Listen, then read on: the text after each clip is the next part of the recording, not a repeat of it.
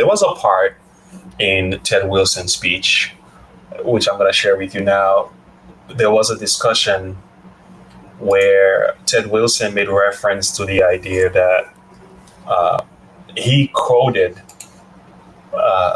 the statement, supposedly, right? The reaffirmation statement, and said why he doesn't matter. And he gave his reasons for the UN connections and the official statements. And as you listen, you've probably seen this already.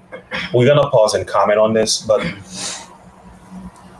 let's take a listen to some of the rhetoric that came out of that speech. Thank you, Brother Chair, and I hope you can hear adequately. Some people have had a little trouble hearing everything said, especially from the floor. I think a little bit of explanation for our delegates is in order, and this will certainly take more than 2 minutes. The challenge that we have faced with some of the items that have come up is that there has been a tremendous amount of misinformation circulated. Coming out of COVID-19, there were a lot of concerns and difficulties that people faced. And we sympathize with people. Some people lost jobs, some people lost their lives. I think we can all agree COVID-19 was a very difficult time. However, out of that particular setting, the General Conference issued a reaffirmation. So, one thing to quickly address here. The issue wasn't about COVID-19. Right. Right. The issue was religious liberty. Right. And the mandate being pushed upon the members. Yes. So it's a religious liberty issue. Right. It's not a COVID-19 issue. Right.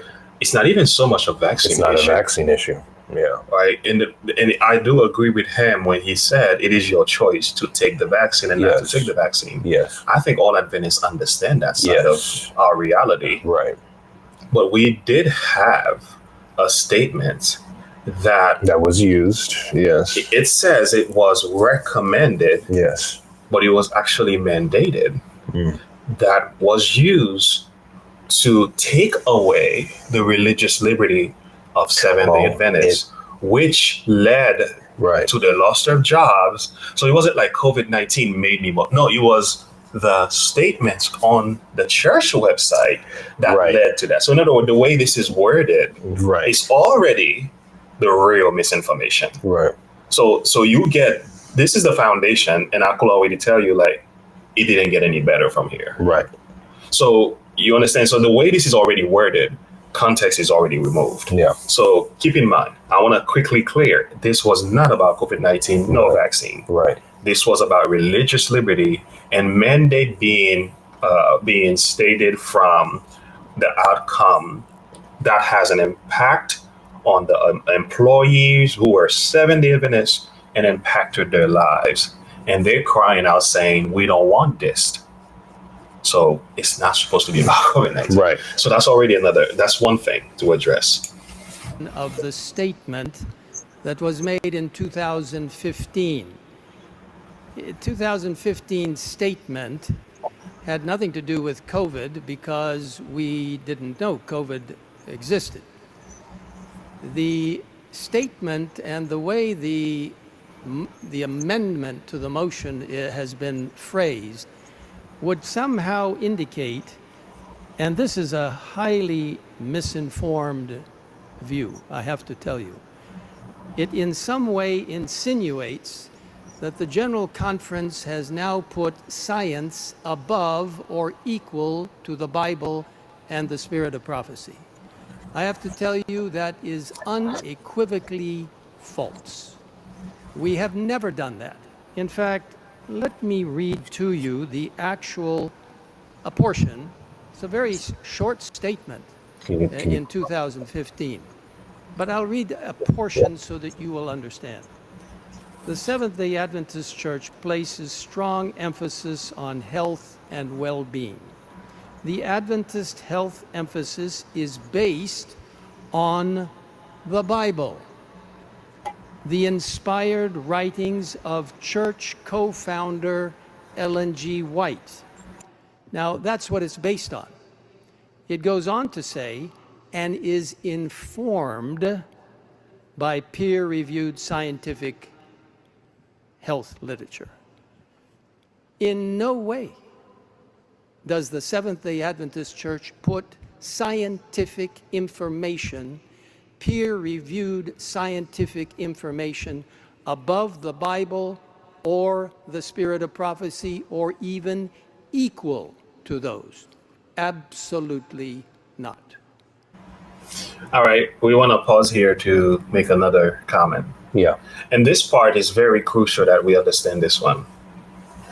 And again, I will say the one misinformed here, with all due respect, is Ted Wilson, or either misleading. And I'm saying that with respect. All right. First of all, that's not what the statement says. But it's the way the word were put together. And if you don't know what the statement said and how it was used, you will think, oh, yeah, he's right. Actually, he's wrong. Yeah. But here is the reality. That is true. The first outcome statement in 2015 had nothing to do with COVID. It was a vaccine. Right. Still wrong. Right. Because it doesn't have to be said. Right. All right. So the other thing is the 2021 statement was a reaffirmation statement that was also stated by the church, still wrong, because General Conference in session never agreed to it. Right. So we have churchmen in leadership position making statements on behalf of the whole body. Right. That's already problematic. Right. And Ellen White calls it not the voice of God when this is happening, when small groups are doing those decisions. Right. So now let's go to the immunization statement. I hope you can see it on your screen. Maybe you can make this a little bit bigger. Yeah, we working with what we have here. The Seventh-day Adventist Church places strong emphasis on health and well-being. The Adventist health emphasis is based on biblical revelation, the inspiration of Ellen White, co-founder of the church, and on peer-reviewed scientific literature. So what's the difference with this and what he said? And what did he say? I think he says Informed. and informed by. And informed by, I don't want to misquote. So let's go back. Let's go back. Let's make sure we get it right. Let's make sure we get it right. We're not reading too deep into anything here. Neither are we trying to make something out of nothing. I want you to really pay attention to the difference of what was stated and what was read. We just read.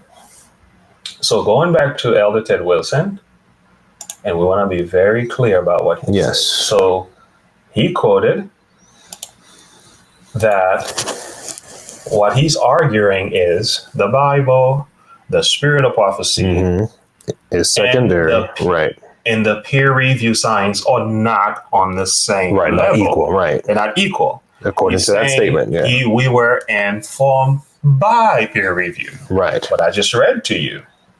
The statement is still on the website, and take a screenshot because this might get edited soon. It said on peer review science. So there is biblical revelation, number one, Ellen White, number two. We all agree with that. But on peer review scientific literature and on peer review, the word informed is not even here. Right. Even if the word informed was here, it will not have made it right. Yeah. Right? It will not have made it right. But he made emphasis on that word. Can you play it back? Yeah, play it back. Listen carefully. That's what it's based on. Co-founder Bible. Adventist health emphasis is based on the Bible, the inspired writings of church co-founder Ellen G. White. Now, that's what it's based on. It goes on to say, and is informed by peer-reviewed scientific health literature. Okay. Did you catch that? Yeah. So what is that? What is that? What do we call that? That's just a lie. That's just a lie. I don't know how else to say it. That's just a lie. That's a bold-faced lie. I had to go back on the site and say, wait a minute, because we're not trying to be rude or disrespectful, but we have to be honest, because I went on the website because I don't ever remember it including that. So I went on, and it's not there. Even if it had been there. Now I want to make this point real quick, because here's why that difference. And folks, please, there's going to be people who are going to say we're splitting hairs. Listen, we want the truth. All right. And he made it a point, with all due respect to Elder Wilson, he made it a point to come up, give a speech, and read the statement in front of us with the argument saying that, hey, we do not equate the Bible, the Spirit of Prophecy, to peer-reviewed science, right? Scientific literature. OK. And he made the emphasis on the fact that we said and is informed to back his point that it's not equal to, but rather we kind of use it as kind of some type of supplementary resource. Okay. So in the statement itself, it says, based on biblical revelation, the inspired writings of E.G. White, co-founder of the church, and on peer-reviewed scientific literature. Now, for those who remember their grammar class, what does the word "and" mean? What is that used? Simple definition means used to connect words of the same part of speech, clauses, or sentences that are to be taken jointly. Meaning, in the way it is written on our website, the official statement is saying the Bible, the inspired writings of Ellen White, and peer-reviewed scientific literature should be taken jointly. That's how it's said on the website itself. Correct. So either, with all due respect to Elder Wilson, either he got the updated version and they have to correct this. That's probably true. Or unfortunately, as much as I hate to even think that, there is deliberate misinformation being given here. I think also there is either an effort to capitalize on the ignorance of the delegates who do not know the nature of this issue. Yeah, who are not going to fact check it. There are very good, honest delegates who are traveling in different parts of the world, busy with their ministry and work, and they've never heard how significant of an issue this thing has been in the church. Neither is this a concern of theirs. Neither are we attacking them. So because of the fact he probably knows, they're not going to research this. They're not going to ask questions. Because right after the speech, what did we hear? Yeah, they accepted it and they moved on. And so what we're simply saying is, listen, if Elder Wilson sees this video, we just would like an explanation. Why is there a discrepancy between what you've presented to the delegates and what is stated on the website as an official statement? Words matter. Words are important. And again, he brought up the point to place emphasis on the fact that peer-reviewed scientific literature is not placed on par or equal to the Bible and the inspired writings of Ellen White. Yet the official statement says otherwise. Guys, are we tripping here? Give us a 1 if we're tripping. Give us a 2 if we're not. Because are we tripping here? Are we splitting hairs? Are we splitting hairs? Are we making something out of nothing? Because this is the official statement. This is the one that was voted. There it is right there. On peer review scientific literature. Guys, we're looking at it. I don't see, when I read that, anyone who comes and reads that, you don't walk away thinking peer-reviewed scientific literature is secondary to the Bible and the Spirit of Prophecy. As Adventists, we know it should be. Of course. But in that statement, it seems to imply that we consider and counsel all three. That's right. Equally. That's right. That is what's being implied there. But what he presented is to communicate, no, it is not. But it's literally a different wording entirely. And so, again, and then he presented the statement as though, hey, this is something that they don't mention or that we missed. This is what it really says. The delegates need to know this. Yeah. And this has to be challenged if there is to be any hope Yeah. to see any change in our church. they probably didn't see this. That's a discrepancy, and it's a huge one. For any delegates listening to this, I would encourage you to bring this up and challenge it. There is a discrepancy between what Elder Ted Wilson said, what he presented, and what's on the official website. Correct. And whether it's a mistake or whatever it is, there's a discrepancy. He presented it as it was a fact. Yep, the website says something different, and it's not. And it needs to be addressed with all fairness, with all Christian courtesy. It needs to be addressed because there's some confusion here. Very, very much so. We're gonna let you listen because he went on to challenge and speak about the official statements. Mm-hmm. And as I was listening to that one, and I'm like, this is like a gaslighting session. Like, that's not what it is. Yeah. At least the way I was being made to feel. I'm just giving you my honest opinion. I'm like, I'm being lied to here. And there were many people around us who were just feeling the same way. Yeah. They were like, is it? Are you? Anyway, listen, because he went on to give an example. I don't think it was a balanced example because nobody's going out there, Anyway, so listen. Scientific informs us. We can fast forward that. Say that the church mandated that you had to have a vaccination. Completely false. All of these were simply recommendations. You can choose it or not. In the reaffirmation statement in 2021, 16 times in the document, it says it's your choice. Essentially. So we good with the sound. Your choice. All right, let's quickly respond to this, right? So what I was saying earlier, the idea the church mandated vaccination. The church doesn't have the power to mandate.